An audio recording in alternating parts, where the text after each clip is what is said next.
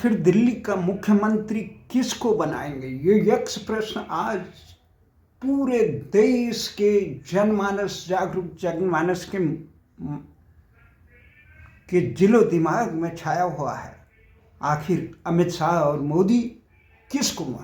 इस समय 8 तारीख सायंकाल, जिस समय आपको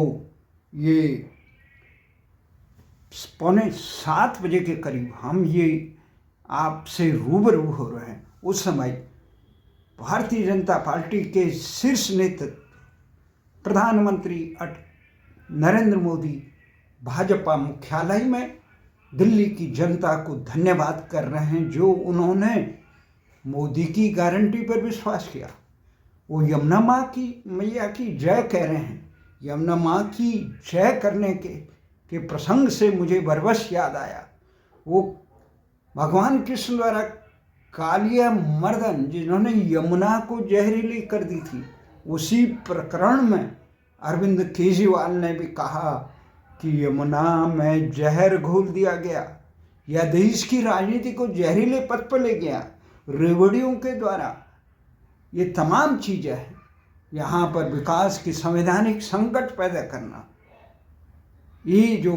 अपने वादे कथनी और करनी में जमीन आसमान का अंतर रखना, भ्रष्टाचार के मामलों में लिप्त आम आदमी पार्टी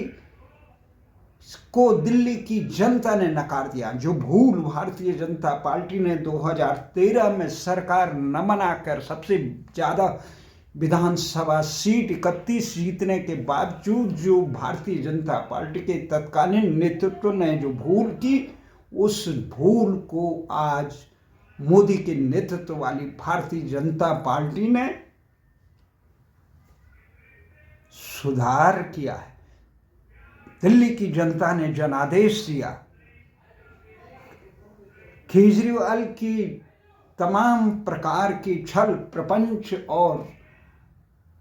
रेवड़ियों की तमाम राजनीति को नकारते हुए उनकी कथनी और करनी में और जहर भरे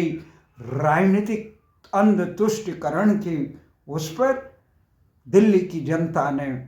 तमाम प्रलोभनों को नकारते हुए अरविंद केजरीवाल की पार्टी को 22 सीटों पर 70 में से 22 सीटों पर समेट दिया। जो पार्टी 2015 में 67 सीटें ले आई थी, जो पार्टी 2015 में 67 सीटें ले आई थी, जो पार्टी 2020 में 62 सीटें ले आई थी 70 में से, वो पार्टी आज अरविंद केजरीवाल के तमाम कृत्यों, लोकतंत्र को की जड़ों में मट्ठा डाल के केवल अपने नेतृत्व को उभारना, सारे संगठन को जेबी संगठन बना देना, जनहितों को नजरअंदाज करके के हवाई महल बनाना, इस तमाम आचरणों कथनी और करनी में जमीन आसमान, शीश महल से लेकर तमाम दिखावे की राजनीति करना और अपने कथनी और करनी में जमीन आसमान का फर्क, ये भारतीय जनमानस ने नकार दिया। हालांकि केजरीवाल ने भी जनादेश को स्वीकार किया। इस प्रकार 48 सीटें भारतीय जनता पार्टी की आई। तमाम इसका आंकलन तमाम खबर या चैनलों चुनाव के बाद, मतदान के बाद हुए आंकलनों में, एग्जिट पोल में संकेत दे दिया था कि दिल्ली में भारतीय जनता पार्टी की सरकार बनेगी, आंधी चल रही है। परंतु जिस प्रकार भारतीय जनता पार्टी के नेता मोदी जी को इस जीत का श्रेय देते हैं, मोदी जी ने कहा था कि भारतीय जनता पार्टी को किसी भी प्रकार से यहाँ पर बहुमत दे दो, ये आपदा है। अरविंद केजरीवाल की जो पार्टी आपदा है, उसको दिल्ली से मुक्त करके इसे हम विश्व स्तर की राजधानी बनाएंगे, विकास के करेंगे। जो विकास का काम कि अरविंद केजरीवाल ने कुंद कर रखा अपनी राजनीतिक महत्वाकांक्षाओं को उभारने में, ये दिल्ली की विकास को कुंद कर रखा है, दिल्ली को घुसपैठियों का, दिल्ली में अपराधियों का, दिल्ली में एक विकास के तमाम कार्यों को अवरुद्ध करने का कार्य किया है और संवैधानिक संकट पैदा किया है। उसके खिलाफ जनादेश देने की जो मांग की थी, उन्होंने अपने तमाम गारंटी दी थी। हालांकि गारंटी पर भी लोगों ने कई प्रश्न उठाए थे, ये केजरीवाल की तर्ज पर गारंटी है, परंतु जैसे कहते हैं कि लोहे को लोहा काटता है, विष को विष से मारा जाता है, उसी प्रकार अरविंद केजरीवाल की रेवड़ियों की और जहरीले राजनीति को मर्दन करना के लिए इस प्रकार के हो सकते हैं कदम उठाए जाएं। आशा है कि भारतीय जनता पार्टी जनहित के कार्यों को करके अपने वचनों को। अब सवाल आता है कौन बनेगा मुख्यमंत्री। हालांकि आज चुनाव परिणामों के बाद अमित शाह, भारतीय जनता पार्टी के चाणक्य मोदी और अमित शाह की जोड़ी ने जिस प्रकार से गुजरात से लेकर देश के शीर्ष पदों पर आसीन करने में महत्वपूर्ण सफलताएं अर्जित की, उसमें से अमित शाह ने ये वचन दिया है दिल्ली के विधानसभा चुनाव में कि बड़ा आदमी होना। अब बड़ा आदमी किसे बनाते हैं, बड़ा आदमी का उन्होंने आश्वासन दिया था, जिस भी विधायक को दिया था उस विधायक को की रैली में कहा था, वो भी मुस्लिम बाहुल्य, मुस्लिम 30-40% मुस्लिम बाहुल्य क्षेत्र में इस ढंग की ये मुजफ्फराबाद से मोहन सिंह बिष्ट की रैली पे उन्होंने खुला आह्वान किया था, अगर आप इन्हें जिता देते हैं, आप जिताओ बड़ा आदमी बनाने का, हम उन्हें बड़ा आदमी बनाएं। तो देखते हैं अरविंद केजरीवाल की राजनीति को 5 बार 6 बार की विधायक, दिल्ली विधानसभा में सबसे वरिष्ठ भाजपा के विधायक जो 1998 से निरंतर, केवल 2015 के विधानसभा चुनाव में परास्त हुए थे, परंतु वो निरंतर इस प्रकार से भारतीय जनता पार्टी 2013 में, उसके बाद निरंतर इस ढंग से वो आगे बढ़े हैं। 5-6 बार के विधायक हैं और कुशल साफ छवि के। देखते हैं अमित शाह उनको बनाते हैं हार की, जो दिल्ली प्रदेश भाजपा का प्रभारी बना रखे पांड्या। उन्होंने कहा 10 दिन में नियम हो गया। आज भारतीय जनता पार्टी की चुनाव में विजय होने के बाद जिस प्रकार से दिल्ली सचिवालय को सील बंद कर दिया गया, वहाँ से कोई कागज इधर उधर नहीं ले जाते क्योंकि भ्रष्टाचार की जांच होगी। जिस प्रकार से अरविंद केजरीवाल सरकार पे कई मामलों में जांच की तलवार लटकी हुई है, उसे देखते हुए देखना है कि अरविंद केजरीवाल जो उनके सहयोगी, अनेक सहयोगी हार गए, केवल आतिशी जीत गए। अब ये निर्भर करता है भाजपा का शीर्ष नेतृत्व। वैसे 10 दिन तो बहुत लंबे होते हैं, 10 दिन के बजाय जल्दी अगर इसका निराकरण हो। वैसे भी यहाँ दिल्ली में कैसे, या दिल्ली क्या देश के किसी भी राज्य में जो भारतीय जनता पार्टी के मोदी कार्यकाल में मुख्यमंत्री हैं, वो उनको निर्देश प्रधानमंत्री कार्यालय या भाजपा के आला नेतृत्व अमित शाह के द्वारा दिया जाता है। वहीं से उनको मार्गदर्शन होता है, नौकरशाह वहीं से उन्हीं के इशारे पर भेजे जाते हैं। देखना है कि जिस प्रकार से उत्तराखंड से लेकर मध्य प्रदेश से लेकर राजस्थान में मुख्यमंत्री बनाने की परंपरा की हट के, हालांकि मोहन सिंह बिष्ट के नाम पर ये सबसे कमजोर है, क्योंकि दिल्ली में भाजपा हो या कांग्रेस की अब तक की ये केजरीवाल के कार्यकाल से पहले ये परंपरा रही है। यहाँ पे पंजाबी और बनिया समुदाय के लोग ही बागडोर संभालते हैं। क्या भारतीय जनता पार्टी जो इस तमाम समीकरणों को उलट पुलट, जिस प्रकार से हरियाणा में उन्होंने जाट समाज से ही मुख्यमंत्री बनने की परंपरा को हटाई, महाराष्ट्र में केवल मराठी को ही हटाई, और जिस प्रकार से राजस्थान और मैं यादव राजस्थान में उन्होंने मुख्यमंत्री स्थापित किया सर में, और उसी प्रकार मध्य प्रदेश में उन्होंने जिस प्रकार से यादव को मुख्यमंत्री बनाया, उससे लगता है कि प्रधानमंत्री मोदी और उनके चाणक्य अमित शाह दिल्ली में भी नया समीकरण स्थापित करने, जो यहाँ के परंपरागत समीकरणों को दरकिनारे करके नए नेतृत्व को यहाँ उभारेगा। ये नए नेतृत्व में क्या अरविंद केजरीवाल, मोहन सिंह बिष्ट होंगे या केजरीवाल को परास्त करने वाले परवेश वर्मा होंगे। हालांकि परवेश वर्मा को विधानसभा का चुनाव नई दिल्ली से उतारने से पहले भी तमाम अटकलें लगाई जा रही थी कि नहीं उतारा जाएगा, परंतु इन तमाम अटकलों को दरकिनारे करके जिस प्रकार से उन्हें अमित शाह ने नई दिल्ली से केजरीवाल को परास्त करने के लिए किया, तो ये भी एक बहुत बड़ी बात है। दूसरी बात यहाँ पे एक महत्वपूर्ण है, राज्यसभा यहाँ पे किसको बनाते हैं ये महत्वपूर्ण है। वहाँ भारतीय जनता पार्टी में ओपी शर्मा भी हैं, ये परंतु ओपी शर्मा जी अनुभव की दृष्टि से मोहन सिंह बिष्ट से काफ़ी कम है, परंतु किसी को भी भारतीय जनता पार्टी मुख्यमंत्री बना देगी। वो भले ही जनता की आशाओं और अपेक्षाओं में अन्य राज्यों की तरह, उत्तराखंड और अन्य राज्यों की तरह खरा ना उतर पाए, परंतु भाजपा आला नेतृत्व के इशारों पे ही वो काम करेंगे। इसीलिए मोदी जी आज इस समय दिल्ली में भाजपा मुख्यालय में ये आश्वासन दे रहे, हम दिल्ली के विकास को विश्व स्तर का करेंगे। देखना है भारतीय जनता पार्टी अपने कथनी और करनी में अंतर।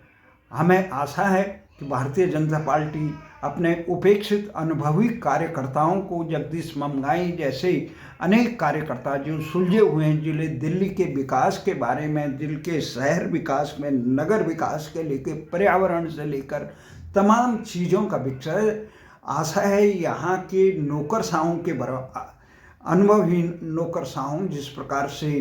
ये काम किया जा रहा है, अनधिकृत बस्तियों को के लोगों के जीवन स्तर को उबारने और उनको इस मक्कड़ जाल से निकालने के लिए कितने महत्वपूर्ण काम किए जाने हैं। इस कार्य के लिए वो तमाम उन लोगों को भी साथ लेने का बड़ा दिल दिखाएंगे जिन लोग अनुभवी हैं, जो पार्टी के वफादार हैं, जो पार्टी के सही काम करने के लिए सकारात्मक आलोचना भी करते हैं। इसलिए आशा ही नहीं कि वो मात्र नौकरशाहों के हवाले दिल्ली को न करके दिल्ली को यहाँ एक भयानक खतरे में न डाला जाए। जिस प्रकार से अरविंद केजरीवाल के ज़माने में यहाँ केवल दिखावे की राजनीति, जमीन पे कार्य करने के कोई नहीं। दिल्ली में शिक्षा, चिकित्सा से लेकर यहाँ की सड़कों से लेकर यहाँ के रोजगार के बारे में बहुत ज़रूरी आगे काम करने की ज़रूरत है। जिस प्रकार दिल्ली की आम सड़कों से लेकर यहाँ के अनधिकृत बस्तियों की हालत बेहद दयनीय है, उसको कैसे उबारा जाए, इसके लिए मास्टर प्लान बनाने के लिए मात्र नौकरशाहों, जिस प्रकार शहरी विकास मंत्रालय के अनुभवहीन मंत्री और नौकरशाह दिल्ली को हाँकने की कोशिश कर रहे हैं, उससे दिल्ली के मैं भारतीय जनता पार्टी को मुसीबत आएंगी। क्योंकि अरविंद केजरीवाल और उनकी पार्टी भले ही सत्ता में हार गई, परंतु जमीन में वो मजबूत विपक्ष देने में सक्षम है और वो जनता के असंतोष को उभारने की जरूरत। इसलिए भारतीय जनता पार्टी के नेतृत्व को मुख्यमंत्री जिसे भी बनाए हो, ये भी सीडी किसी को भी बनाए, परंतु कम से कम वरीयता का अनुभव हो, नेताओं के अपने वचनों की रक्षा हो, किस प्रकार से इस देश में की राजधानी को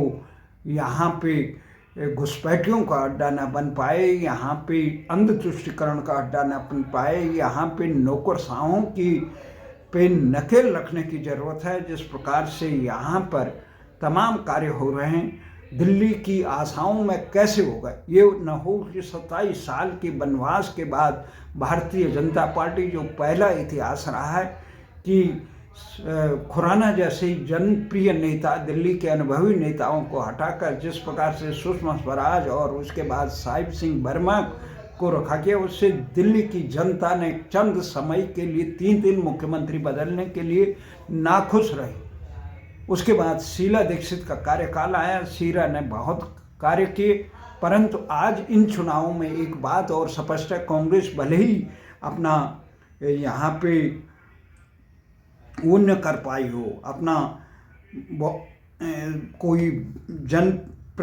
विधानसभा में अपना प्रतिनिधि जिताने में असफल रही हो, परंतु अरविंद केजरीवाल को सबक सिखाने में, जिस प्रकार से अरविंद केजरीवाल ने कांग्रेस के लिए एक प्रकार से काफ़ी खाइयाँ की थी, हरियाणा से लेकर मध्य प्रदेश से लेकर गुजरात से लेकर कई जगह, उस लिए अब कांग्रेस ने आज दिल्ली के विधानसभा चुनाव में अकेले चुनाव लड़ने की हठधर्मिता करने वाले केजरीवाल को एक सबक सिखा दिया है कि जिस प्रकार से अरविंद केजरीवाल की पार्टी को,